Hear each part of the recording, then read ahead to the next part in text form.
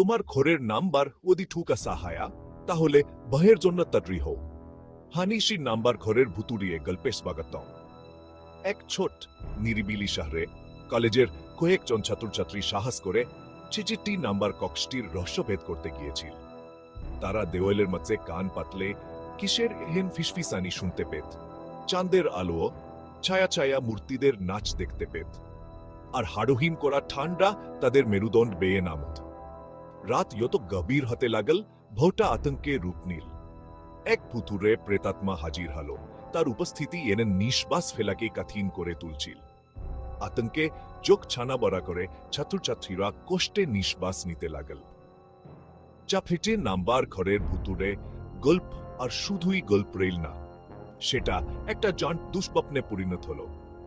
সেই রাতের গল্প এখনো শহরের রাস্তায় রাস্তায় প্রতিধ্বনিত হয়। যারা সাহস করে